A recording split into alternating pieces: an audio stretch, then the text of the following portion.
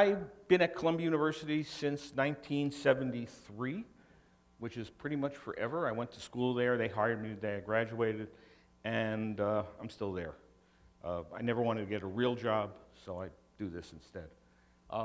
The talk I'm going to do here was done. Has anybody seen my GULP talk before here? Okay, oh, look at that. All GULP virgins, that's great.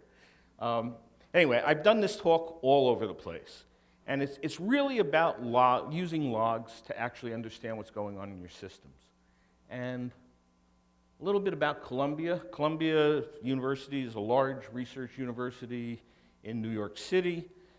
We have a totally decentralized computer management structure.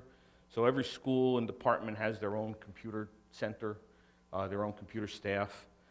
We have about 250,000 network nodes on our network right now. We see about 100,000 different machines on our network every day. Good percentage of them are guests. They come in, they go, we don't know who they are. Decentralized computer storage. No, one of our policies is we don't do any sniffing or scanning on our network. We're not allowed to look at content on our network. We have no idea what's going on our network. We don't want to know. Our IP addresses are given out using what we call Freelove. Freelove means, I'll explain it, but it means basically free love. You come on our campus, you get an IP address. And it's not a natted IP address, it's a real IP address. You could stand up a server on that IP address. It's registered, DNS, and everything else. We don't have any firewalls. There's no border firewalls on our network.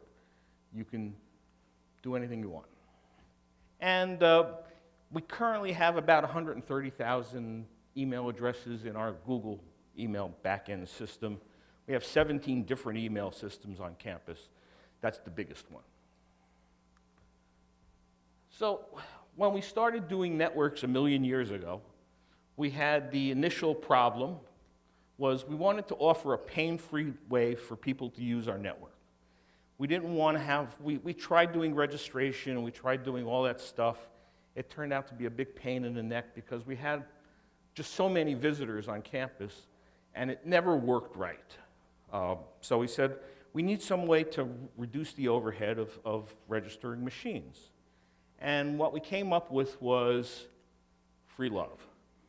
So now Freelove, if you want to look it up, you can actually read a paper about it. It was written by a man named Vachi Kondachi. I used to work for him many, many, many years ago. And Freelove allows all computers, whether public or private, wired, wireless, in residence hall, libraries, faculty and staff offices, or anywhere else on campus, to connect directly to the network and thereby the world without further ado. And you can come to Columbia and you can see on Broadway. Broadway is this big, giant, wide street. There's a big island in the middle, and you see people that are obviously don't live anywhere, typing away on little laptops, and they're using our network to do that. And it's okay with us. We don't care. We consider it a public service.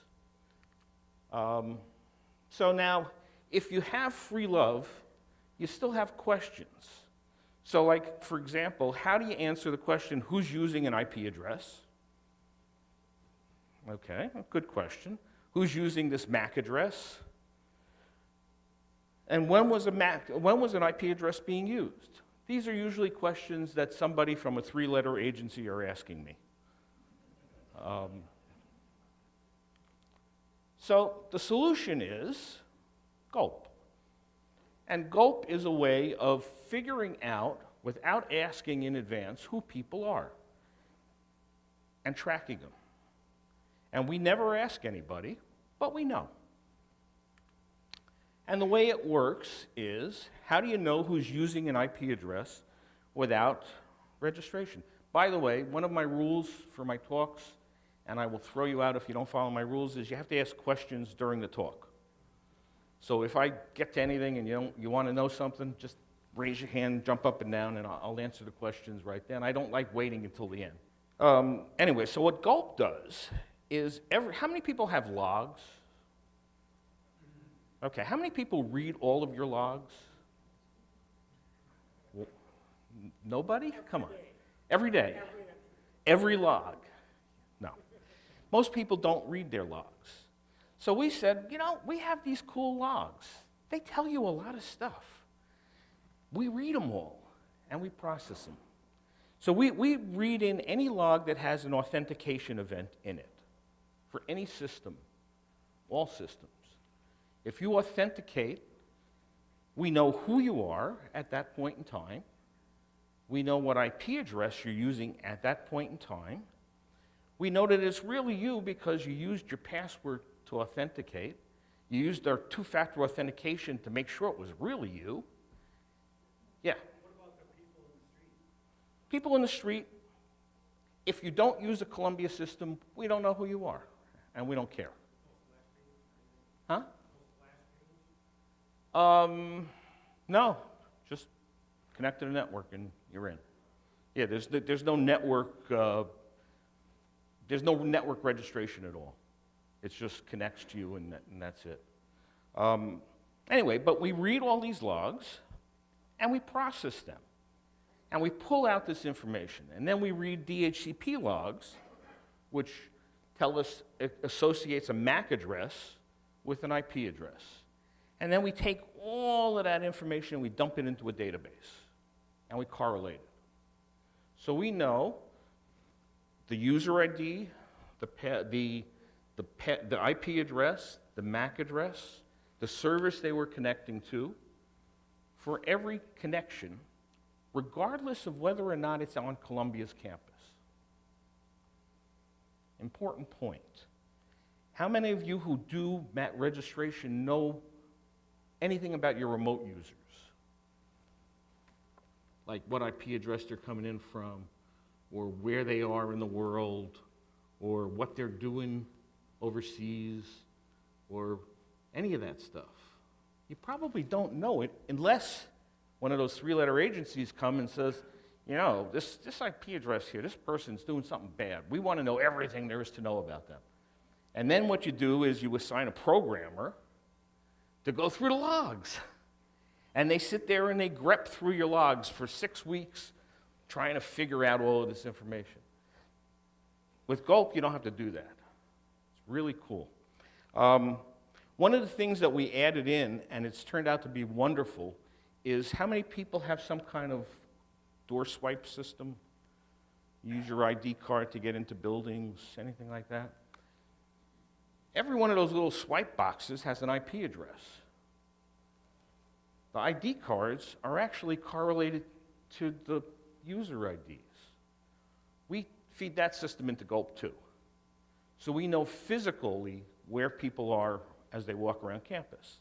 Now this turns out to be really nice when you're trying to figure out if somebody is using a stolen password or a compromised account. Because if they physically swiped into one of your buildings and they also logged in from England that same hour, there's a good chance it's not really them. You can figure this out right away. Let's see. We keep the data for 28 days, and then we throw it away. So that's our log retention policy, and that's how it works. Let's see, next. So the workflow is you pull all the logs, then you dump it into the database, you pull the information from the network, you add blah, blah, blah, and the door swipes are added in, and now you have a system. So one of the things that you have, that we see is there's two different kinds of people that are interested in network information. One of them is your network security people, and the other one is your public safety people. So somebody will ask a question, what machine used that IP address at 3 p.m.? That's from your network people. The public safety people want to know who used that IP address at 3 p.m. What machine was the machine with MAC address XXX connected to the network yesterday? That's a network question. Did the person named John Doe log into the network yesterday? That would be a public safety question. How many Macs used this jack over there yesterday? Public safety would ask how many people use that IP address and when. So now, GULP can answer both kinds of questions really fast. So this is what GULP looks like. You have a little place at the top there. This is, by the way, actually not too bad on this big giant screen, but this is usually the eye test part of the presentation. Anyway, you put in the uni on top, so that's me. It tells you who I am, and then it shows you where I am, when I am, what IP addresses, and everything else. So these machines here are anything that's in green that says Linnell, that's door swipes. So that's when I came into my office or walked into the building or whatever it was. The blue guys are, this is my desk at Columbia. These here are VPN connections, and then there's, I think, there's one on here that says, here, Opt Online. That's my home network, so that's how I connected from home. So this takes about 3 seconds to come up, and it tells me what it would take a programmer a week to figure out if they were going through all the logs that they'd have to do to get this. This is not brain surgery. This is something that everybody should be doing. You have the data, process the data. It just makes it really easy to use. Now, one of the things that I did here was, whoops, come back here. Stop running away. This address for Optimum Online, which is over here somewhere, is this 169.90.197, whatever it was. I put in that IP address into GULP in the second line, and who is this other person using my home address? Oh, it's my wife, because she works at Columbia too. So she was logging in. Now, this is actually, if you think about it, kind of neat that you can do this, because from the same screen you can figure out, you can do these kind of investigations of, I know that you logged in from this jack over here, and then I put in the IP address to Jack, and I see who else logged in from that IP address. If you put in the MAC address, it'll tell you who's using that computer. Is it just Joel, or is it other people using that computer? Was it a kiosk somewhere? Was it where, you know? And that answers the question, how many people or who was using that computer yesterday or over the last month or whatever it is. It's just really good for doing these kinds of investigations. So now what I did was I put in Audrey, 0, which is my wife, and then you can see here she's using the computer from dynamic addresses, which are Freelove addresses. She came into her building a few times, and then she uses it from Opt Online, and then she's using it from her machine at work. Again, takes 2 seconds to do this. How long would it take you to do this by grepping through logs? Long time. This is so much easier. Okay, so now a question. Who's gotten this question? No one has seen this student for 10 days. Can you tell me anything? Anybody ever get that question? You have. How do you answer that question? With difficulty. Right. How do you answer it? HR. So if you're in the security department, I get that kind of question like often, where some students missing, the parents call in all panicked. They want to know, I can't find Johnny. I don't know where he is. You know, well, what happened? So how do you answer that question? You go to GULP, and you put in the uni of the person. You look up the ID, and then you analyze login records to see where they were. And then you figure out whether or not it's real. So some stories about this. Most of the time, we find out that the student went to go visit their girlfriend in Texas and didn't bother telling their parents that they were going. So what we'll find is a GULP login from an IP address at a hotel somewhere in Texas. And then we'll do a little check-in, and sure enough, he has a girlfriend, and he went down to visit her, and that's Anyway, so the other kind of thing, unfortunately, is not as nice, but we have found where we will do this and we'll come up with a hotel room, and they'll go to the hotel room, and the room is empty, and the laptop's there, and there's a picture of the Brooklyn Bridge on it, and the student actually jumped off the bridge. So sometimes you find bad things, sometimes you find good things, but you always find something. It's actually very useful for doing this kind of investigation, and I can answer the question on the phone when public safety calls. I don't have to say, I'll call you back in next week and let you know. Because if you're looking for the student, you don't want to tell them next week. You want to tell them right now, what can you tell me? Another question. A faculty staff student receives an anonymous email from Yahoo. Can you tell me who sent it? Okay, how do you answer that question? Is there any way to answer that question? No. Yes, there is. Turns out, you can use GULP. And the way you do it is, you find out the email address, the IP address of where that email was sent from. You pop it into GULP and you see what comes up. Turns out that these people that send these anonymous emails are not that bright.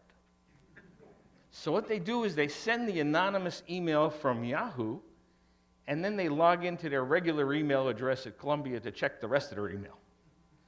Well, as soon as they do that, guess what? GULP finds them because it's the same IP address. And if it's like, a minute later, it's the same person. So we can figure these things out. Question, we got a call from law enforcement that someone is applying for credit cards using identities of employees. Can you help? Any ideas? How do you do this investigation? GULP, right? Oh, see, you have GULP. Okay. All right, so this is another good story. We actually got a call from a bank, and the bank told us that, there's all these credit cards being opened they were doctors. All these doctors are opening up credit cards from the same IP address. And they all were doctors that were working at Columbia. And they said, what's going on? We don't know. So we put in the IP address into GULP. And sure enough, we found the name of somebody who was checking their email from that IP address. Turned out it was a part-time employee who was hired by the medical center to take forms, application forms, off of the fax machine and put them into some folder. She made a little detour through the copy machine, made a copy of the form, and then put it into the folder. Now, I should tell you that this person did not pass their background check, but they needed somebody to do the work, so they started her before they got the background check back. Anyway, so we turned over the name, the IP address to the law enforcement people. They got the subpoena, they got the address, they went to the person's house, and it was filled with electronic equipment. What the woman was doing was she was getting credit cards with the doctor's names, buying electronic equipment, and then selling it. And it was her, extra form of income, I guess. So, anyway, right now, she's in jail. So that was, let me put somebody in jail. I love it. So, question, a department that runs their own network. I know you have them. We can't find this machine anywhere. All I know is the IP address. Can you help? Has anybody ever had that problem? So you have this machine that's doing some weird stuff. You don't know where it is. Nobody seems to know where it is. It's plugged in somewhere on your campus. So how do you figure that out? Stick it into GULP and see who authenticates from that machine. Guess what? You'll figure out where the machine is as soon as you know who it is. You call them on the phone and say, where are you? And then you go and take away their computer. So it's a really useful tool. I mean, I use this GULP almost every day for something.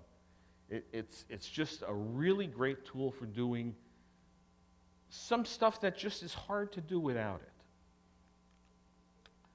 So GULP data mining, another thing that we do with GULP. You can use GULP data to discover compromised passwords. So how many people have a program in place to figure out when people's accounts are compromised? Okay, a couple. GULP can do the same stuff. So use GULP to satisfy audit requirements. That's another thing that we use it for. How many people have auditors?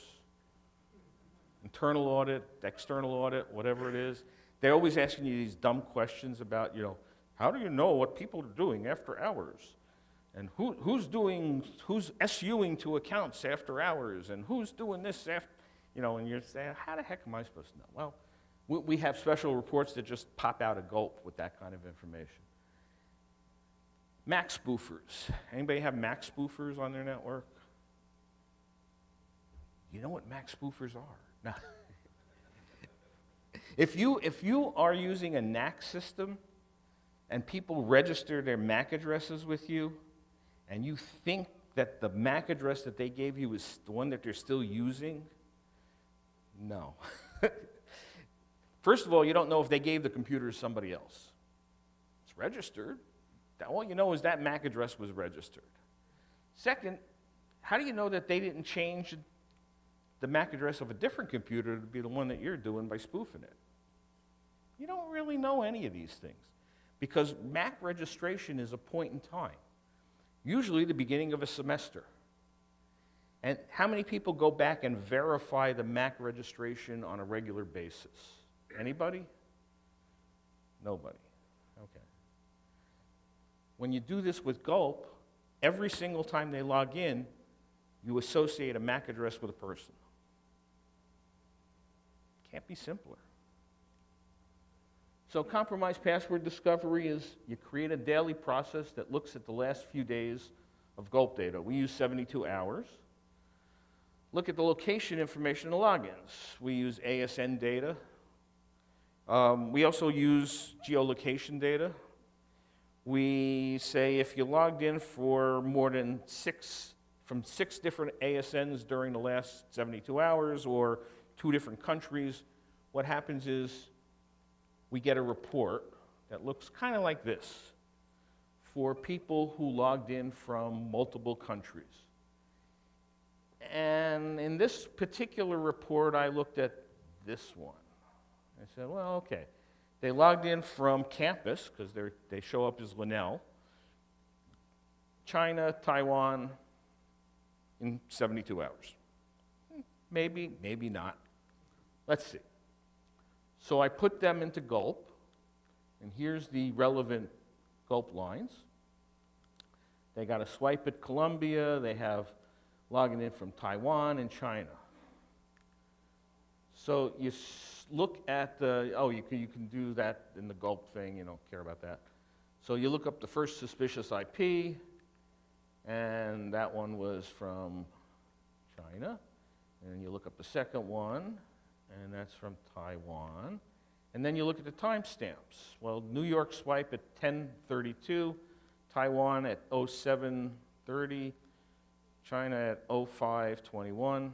I have been to China. It takes more than 5 hours. Takes a lot more than 5 hours to get there. So this person, unless they have a transporter, more than one person was using that account. And they were. So you guys did not do what you were supposed to do. You didn't ask a lot of questions. So either I'm going to end and you're going to get to go home early, or you're going to have to ask questions. The hardest part of doing any security project is security is 90% political and 10% technology. If you don't know that, you haven't been in security very long. The hardest part of doing the GULP project was the political part of getting people to give us the logs. But I'm very persistent, and I've been there longer than all of them, and I know where everybody at the campus is buried. So I buried most of them. So we get the logs. At this point, it's just assumed that they're going to give us the logs. That answer? Yeah, and Oh yeah, everybody loves this thing when they call me to use it. Matter of fact, get your own GULP system. If you want it, send me an email. and make sure you include GULP in the subject line. And I will send you a build your own GULP system kit. It doesn't have all the moving parts because it depends on your infrastructure on some of the things, but it has little black boxes where you put your stuff. But it gives you the schemas for the databases and a lot of the other stuff. My email address is joel@columbia.edu. All right. Thank you very much.